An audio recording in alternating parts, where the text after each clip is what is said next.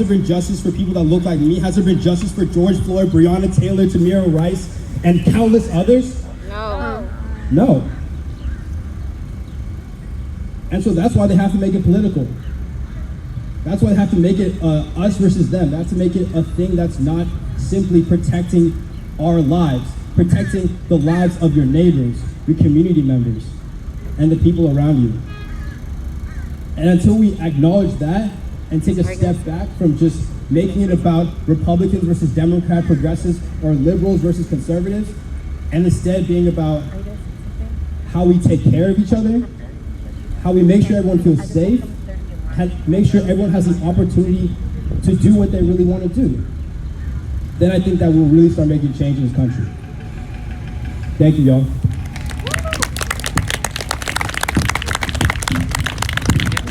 And if anybody wants to come up and speak, please do.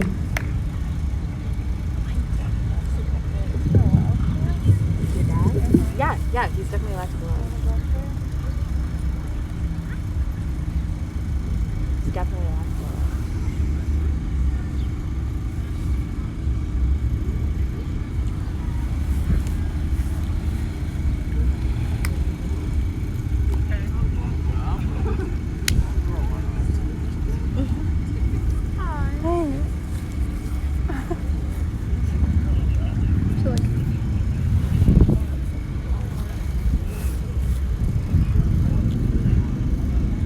Good afternoon.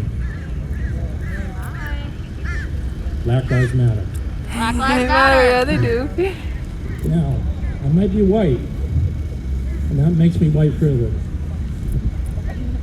But I have 2 children who are mixed, okay? But in this society, that makes them black, okay? I think we all hopefully know that and can agree to that. And so therefore, I have experienced racism myself with my children, with my ex-wife, okay? I know what it's like, so that's why I'm here, to stand up against it, okay? So the other thing, and I didn't wear it today, is I have a necklace, and I encourage people to wear them if you find them. It's in Latin, and it says, I breathe, therefore I hope. Think about that for a minute. We're all here, we breathe, and we can hope that we can make a difference and make a change. Thank you.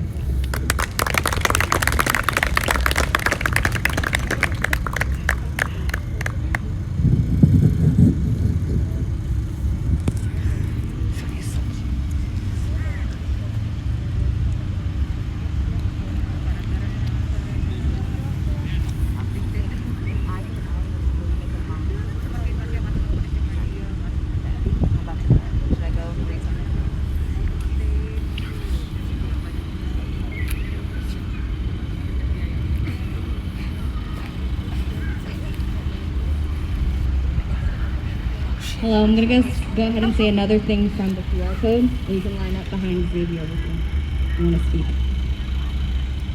I was cycling to go get some groceries. I do this every weekend, and a pickup truck passed me and yelled out nigger. Like, I didn't really mind it, but it happened to me more than twice, so that's when I got really angry. It's just disappointing to see these white folks see us as of color so differently.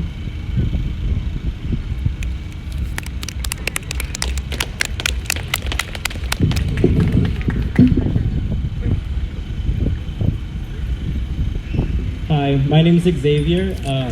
So my dad's from Tanzania and my mom is American. So I'm not born African American. I'm African and I'm American. But in this country, I'm treated as if I'm black. I'm treated as if my color of my skin is a weapon. And I especially see this in the classroom because obviously I haven't experienced direct racism where people are DMing me anonymously and like slandering me for being who I am. But I have experience in the classroom where I have to be the hardest working person there because all the teachers, all the students, they expect me to be less. They expect me not to be as good as they are. They expect me not to be as smart as I am. And so I have to work as hard as I can, and I shouldn't have to because of the color of my skin. I shouldn't have to be the smartest in the room. But I have to study, I have to work as hard as I can, just so that way I can sit at their table.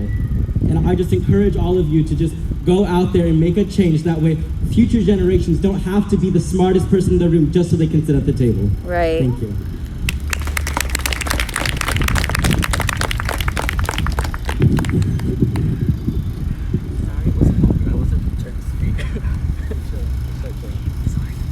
Hi, my name's Bella, and I'm a quarter black.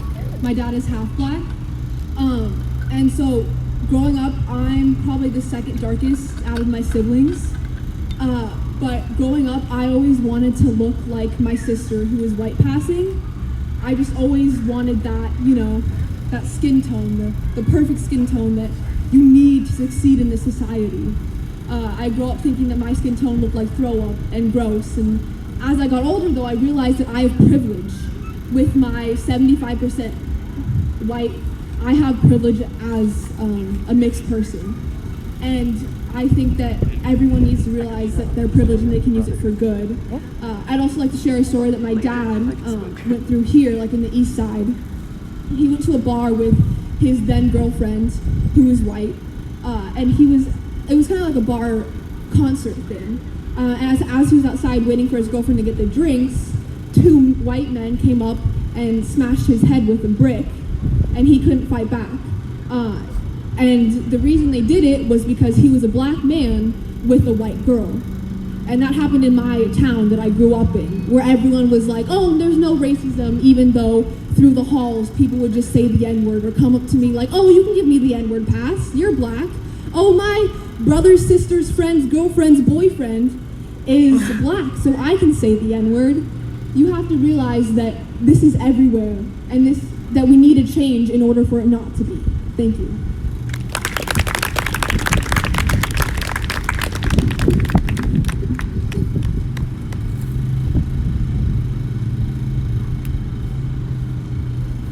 Hello everybody, my name is Liam, and I shared this story with maybe one or two friends. My family knows about it, but it actually happened last week in our very own Bellevue. So my friend went on this road trip for 3 weeks with his family, and he asked me to water his plants. He said he was going to pay me. It was like a little summer job, a little project. So I went every 2 days, and then one day I was running errands with my family last week, so my mom and dad came with me, my African-American father and my white mother. And while we were watering the plants, we noticed this dude was looking at us out his window. He was giving us these funny looks, and I was just walking around with my dad. I finished watering the plants, we were coiling up the hose, we were folding it, and then he walked out with his hands in his pockets with the straw in his step, and he was like, hi, but then he immediately asked, who are we? He asked, what are we doing? And he said, to stop causing trouble. And we're like, why is us watering plants deemed as causing trouble? Does it look like we're stealing anything? We're here as a family, we're folding up a hose. And it's only when my white mother stepped out the car and said that we were best friends with the family and that she was my mom, she was the wife of my father, that he started to back off. And after he backed off, I yelled at him and I was like, thank you for your ignorance, sir. Because just because my father's dark, just because we don't look like everybody else in that neighborhood or on the east side, doesn't mean that we should be automatically deemed as threats or deemed as criminals when we're doing something as simple as watering the plants. And in today's day and age, it's worrisome because we don't know where an encounter like that can go. We don't know if that man would have called the cops. I don't know if I could have seen something bad happen to my dad that day. So it shook me up as I walked to the car and as we were driving home. And I just thought about it and I got angrier and angrier. But then I realized that's why we're out here. That's why we're doing this work. I'm doing this work so that I don't see something happen to my dad, so I don't see something happen to any of my best friends, to any of my family members, to my aunties, uncles, or cousins that I've seen on the news. I don't want to see anybody that I love turn into a hashtag or a number, and that's why we're doing this work. Stop profiling, stop assuming that we're weapons, stop assuming that we're threats, stop assuming that we're criminals, when we're just trying to live life. Thank you.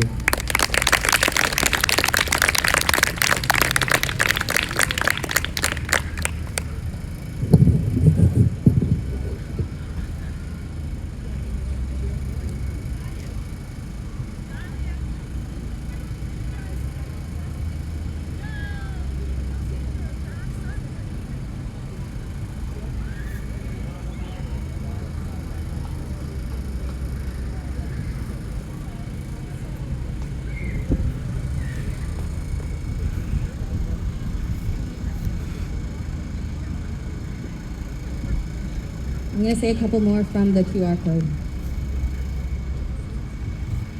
I was wrongfully stopped and detained because I was black. I didn't do anything wrong. Plenty of white kids saying the N-word, calling people of color the N-word, not understanding the history of the word. It's very disrespectful.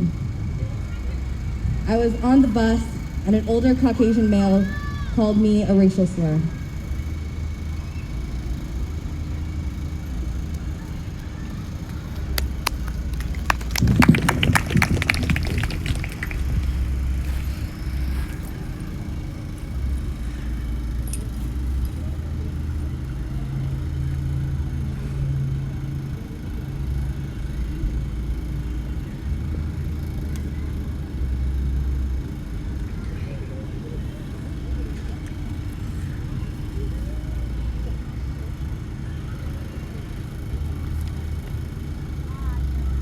Hey guys, so I have experienced a lot of like racial profiling and all the bad things that come with being black, but I wanted to talk about how it's important to educate your peers and non-black members of your community.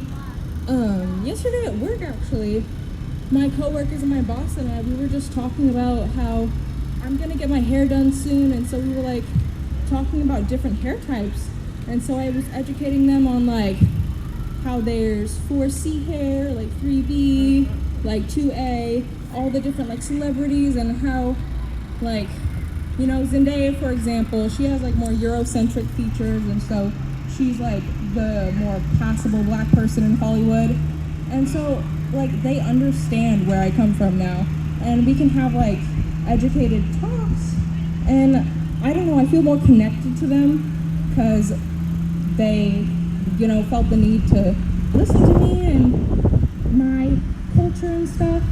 And we were talking about how beautiful like hair braiding is and how difficult it is, and like all of our friends and family and me, like all of their black people in their lives. And I don't know, education is just like really important. So sharing your stories is like one of the most important things that you can do, because it lets people know like that you're coming from a good place and that you can grow together. And I know some people can be ignorant, but sharing your stories and just being, I don't know, caring and compassionate and empathetic can really like change someone's mind.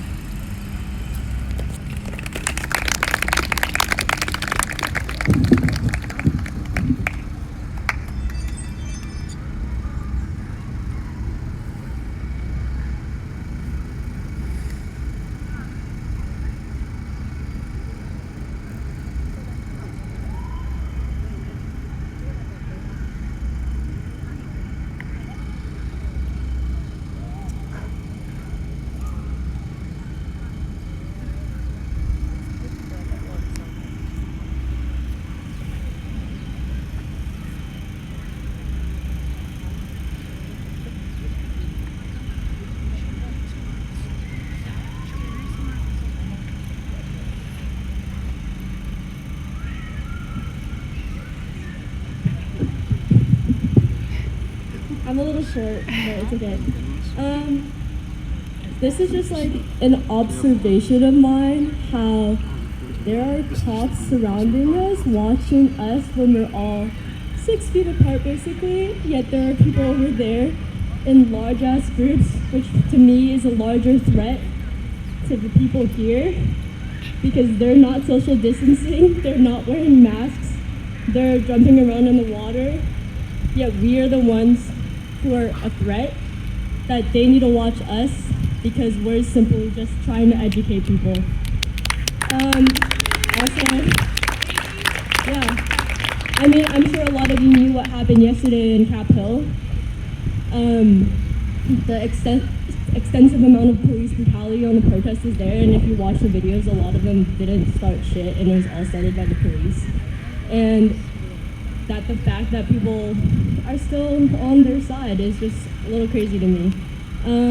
I just wanted to thank all the amazing organizers of Eastside Change Coalition, because a lot of things centered in this area are based in Seattle, and we don't realize that this is just as much of an issue in the East Side.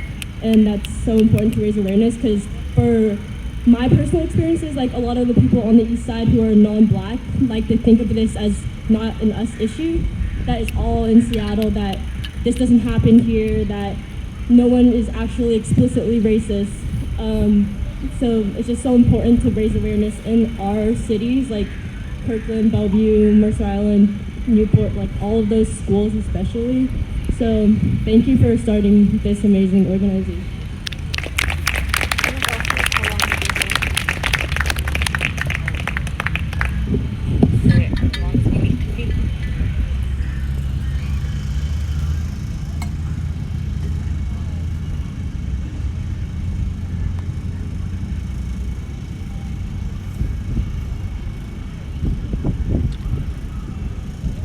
Hi.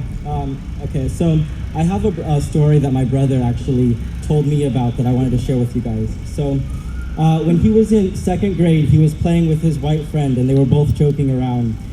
When his white friend stopped and like whispered in his ear, he said, "You look like poop."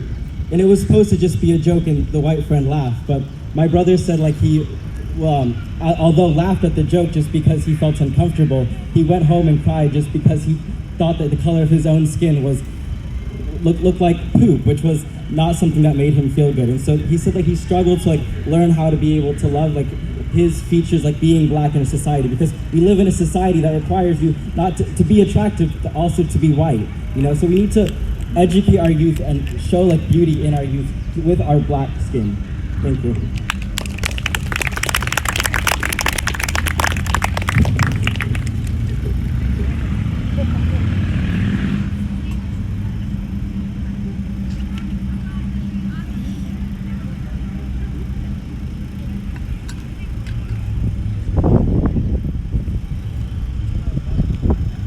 I just want to share a few words about a personal experience that I'm actually living through right now. So when you look around and see the action that Eastside Change Coalition is driving, it's easy to see that it's really being driven by the youth. And that is very, very heartwarming and encouraging for me. But I would want you guys, you young people, to understand that what you're doing here is not just about the youth. The change that you are igniting across this country, in fact, across the world, when you see Black Lives Matter marches in Africa and Europe, all over the globe, all over the United States, North America, it's a change. This is a moment in time. So I want you guys to always understand and to recognize the impact that you're having. Well, in some ways it may seem small. In some ways the challenge may seem insurmountable. It is not. And my experience has shown me that sometimes the change you trigger, the impact of that change might not be visible to you, but it can be magnified through you. Okay, so just keep doing what you're doing. I work at a big, Fortune 10 company, and we're having discussions openly that we have never had in corporate America. Never, ever, ever, ever. Never in my lifetime have I had discussions with friends and coworkers, with white friends and coworkers that we're having now, and that is because that condition has been primed by the work that you all are doing. So I just encourage you to just keep it up. The struggle does continue, but you guys are doing a great job. Thank you.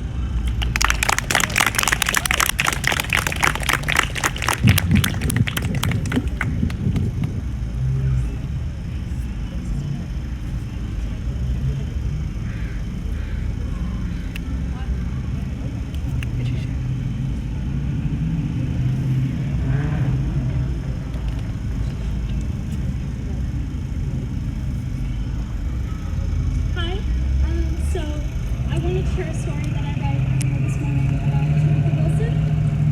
On the evening of January 4th, 2008, Sharika Wilson was at her home with her 6 children and her boyfriend, Anthony Terry. A SWAT team had kicked in their door and entered with their guns drawn. They were there to arrest Anthony on suspicion of drug dealing. Tarika, terrified, took shelter in her bedroom with her 6 children. And in the kitchen, while arresting Anthony, who was unarmed, the officers shot and killed 2 of his dogs. Meanwhile, one of the officers, Joseph Chabilia, was on his way upstairs and mistook the sounds of shots for hostile gunfire. He fired blindly in the direction of the bedroom where Tarika and her children were hiding. Tarika was killed instantly. The baby in her arms was injured and later had a finger amputated. An all-white jury acquitted Joseph Chabilia of criminal charges. He returned to the force but was not permitted to go on patrol. Tarika's mother and sisters have raised her orphan children in years since her death. Now I, as a white girl, don't experience this. As you can see, I'm shaking. I'm like kind of nervous to be speaking in public, but it pisses me off so much that I have family and friends that have to go through this. I care about people who are of different races and of different color, and I worry about them every day. I hang out with my friends during the evening, during the morning, during the day, just any time of day, and I'm always on the lookout to make sure that they are safe. I don't want to seem like I'm someone who's trying to come up here and get a publicity or anything. I really don't care about that. What I care is that people of color are getting the safety that they deserve. That they are getting hunted down by cops and by other people is not okay. It's not okay. It's some absolute BS. Like, it makes me so mad that people have to go through this every single day. And I have tried my absolute best to stay by their side. I have family who are on the streets of different color, and every day I worry about them, and I try to make sure that they are okay. I send care packages, I make sure that they have food, and that they have the health services that they need, that they are not able to receive. On behalf of my family and anybody who is white that doesn't want to say it, we're sorry. We're sorry that we put you through this, and that this is still some shit that you have to go through today. It's not okay. And that's just my own opinion. It may be different for several other people. And it's just, it angers me. It angers me a lot. So, yeah.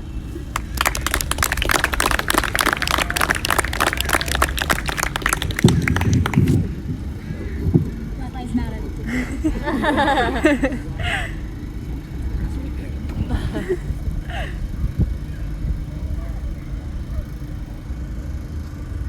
Hello. I'm not even from here. I don't live in America. I'm just here for boarding school.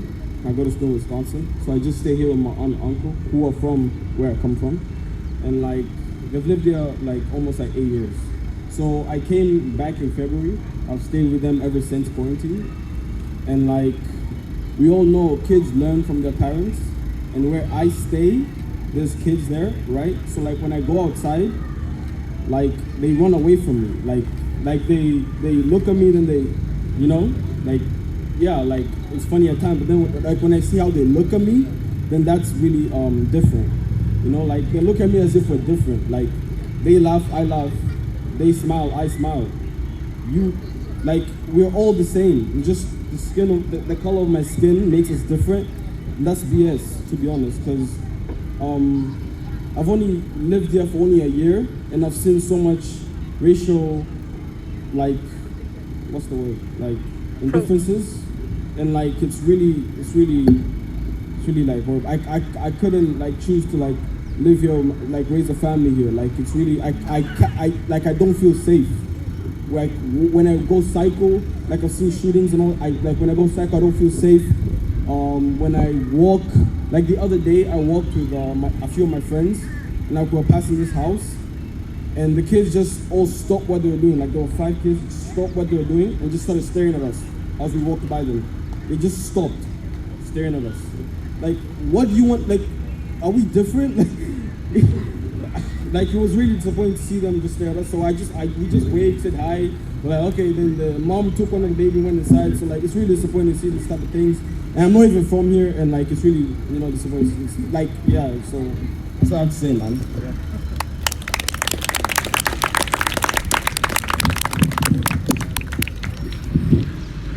It's insane when you think about it. Like, people don't even want to raise their kids here that come here from other countries and stuff. Like, yeah. For this article, where it's like, we're the second worst, like, what is it called? Like, industrialized or like country that to raise kids in.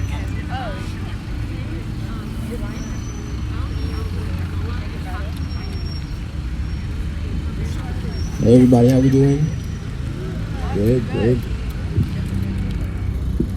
I have a story. I still battle with this. I don't really tell many people about it at all, actually. I've told some of my closest friends, my family. But in order to understand like the enormity of the story, I need to give a little bit of background information. So I've grown up in Redmond for the last like 11 years. This is my hometown. This is where I was born and raised, really. Not born and raised, but this is what I consider my hometown. And I go to school in the area. I have great grades. I'm going to college now. I'm interning at Microsoft. I've had like phenomenal opportunities throughout my life, right? And whenever I talk with my friends at school, they consider me what they would call like a good black person, you know? Not the type of young black male who's like bound to not have a job 5 years from now, or whose only option is to become a rapper or an NBA player or a drug dealer, or I'm not the type of black person who's going to end up in jail one day, right?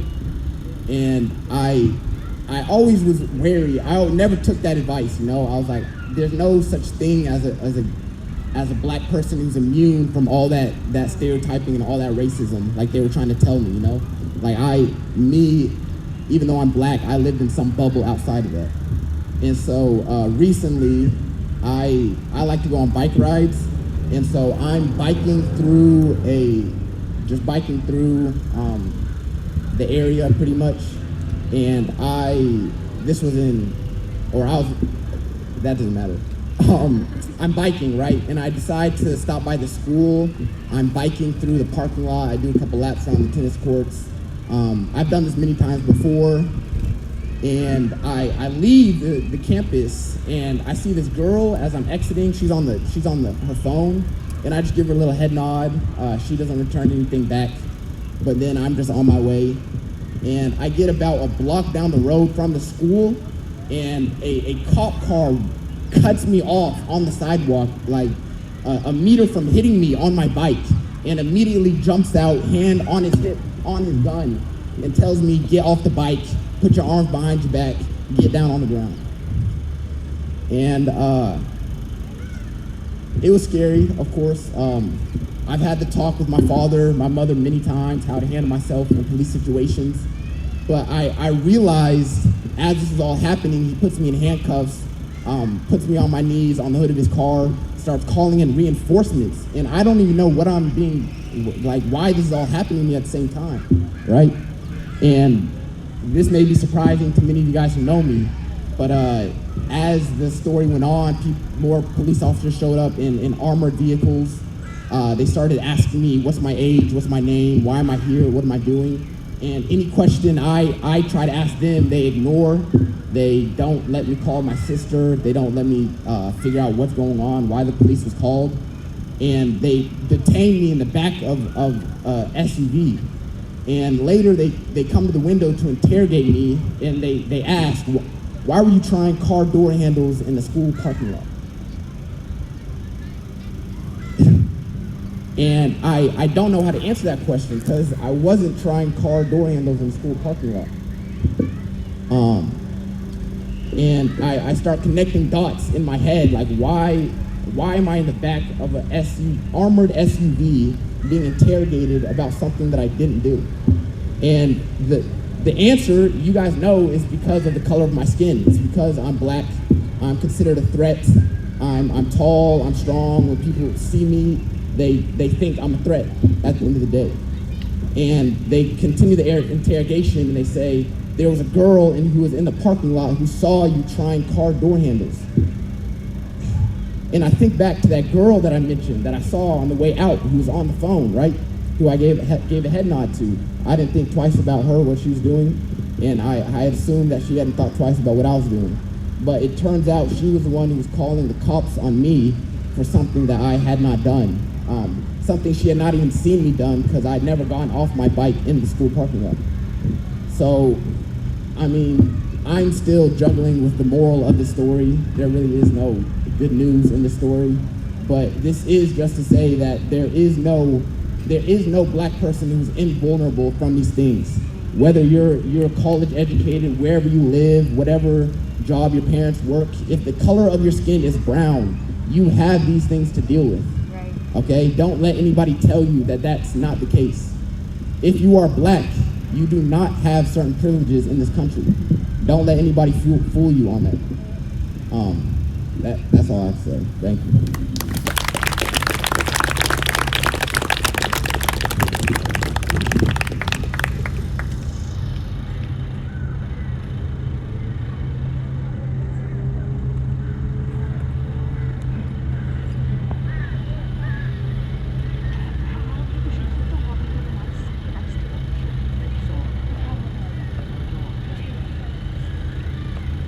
I'm going to read something else from the QR code. The summer before my freshman year, my family went to Israel. My great-grandma, who I hadn't seen in nearly 4 years, bought me a Star of David necklace.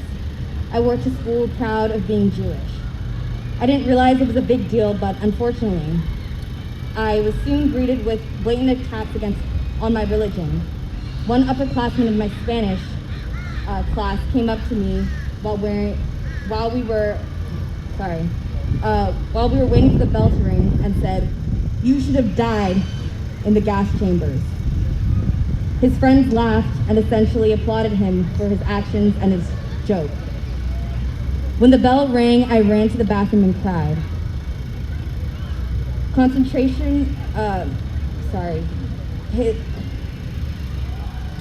He was ashamed that I did something, and I'd never talked to him again. And I never said anything to provoke him, and yet he had thought right away to say something so incredibly hurtful. After that encounter, I took off my necklace. My mother asked me why, and I told her what happened. She faced the same prejudice growing up. I reported the boy, and he never faced any repercussions. Every day, I'd pass him in the halls, and he would say, "Hail Hitler," from Anonymous.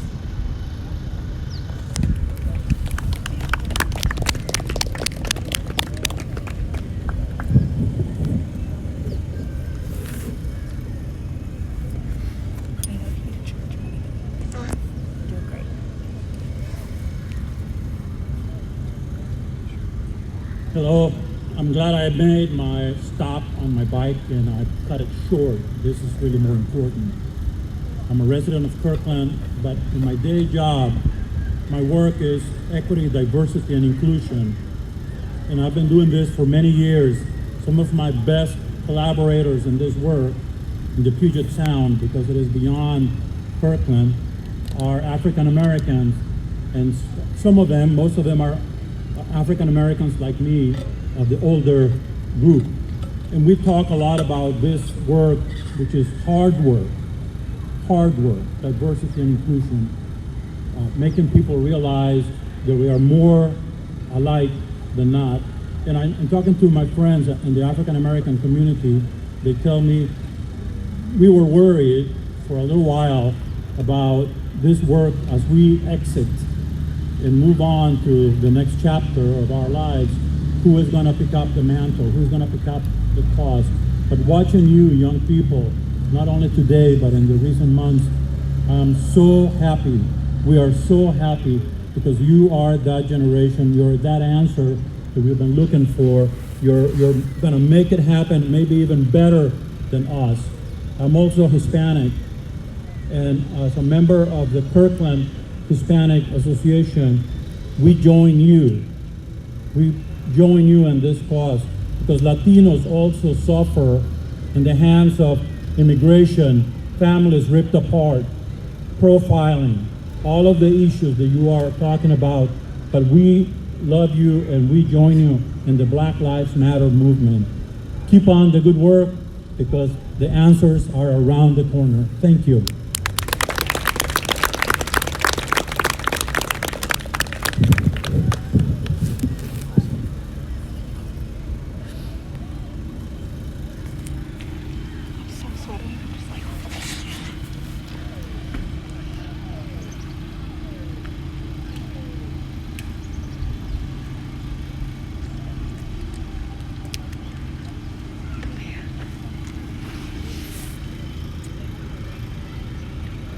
Hello, everybody. How you doing? Good. In the hot sun, doing really good. I look out and I see so many young people. And I have to tell you, my son is a part of the coalition. And I'm very, very proud of each and every one of you for what you're doing and what you're standing up for. I want to encourage you to keep pressing, keep pushing. Be relentless in everything you do. Most of you are in school, maybe graduated or heading off to college. Maybe you're sophomore, junior, senior. Get your education. Affect change everywhere you go. Don't let anybody ever look down upon you and ever tell you that you can't do what you want to do. Because you can. You can make a change. You're already making a change. You're affecting change for so many of us as adults. I've had the privilege to march on some of the marches.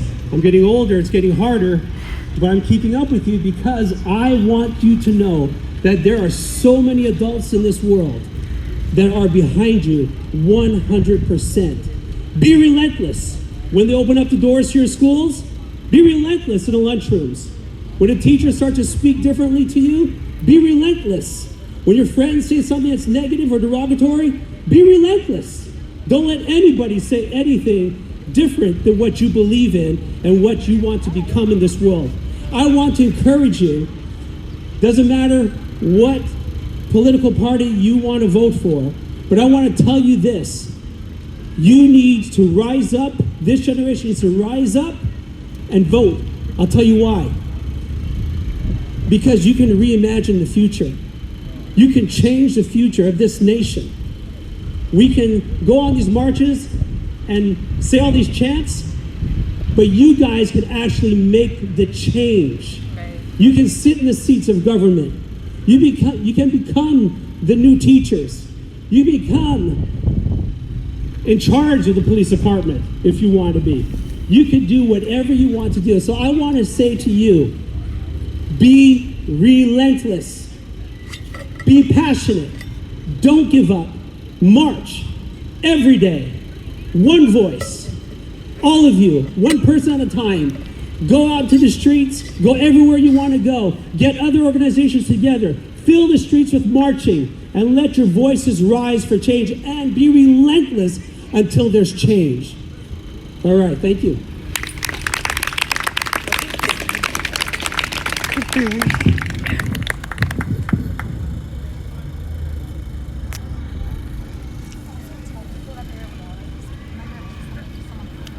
I'll say it next time I go up. Hi, my name is Sydney, and I just want to talk a little bit about what it's like to be a black woman living here on the East Side. So, I know y'all probably heard this a lot, but black women are definitely the most unprotected group of people in America right now. We see that with Breonna Taylor's killer still not being arrested. We see that with countless other cases still not being held accountable for what they do to us, and it just gets shoved under the blanket and pushed to the side. And I am absolutely tired of it. I'm tired of seeing people I love, the people, my sisters, my mother, my friends, everyone around me being treated as if they're less than and unworthy. We have to endure so much, but we also are so powerful on our own. Our culture that we have created is so popular everywhere. Our braids, our dialect, our sass, our music, our dances, all that stuff is so appreciated, but for some reason the women that create it don't get the credit for it. Period. And yeah, I just want to say that, but keep fighting on. You know, all black women are beautiful and powerful, and we will not give up, and we will not be silenced, and the fight continues to live on in me. Thank you. Yes. Yes, Sydney.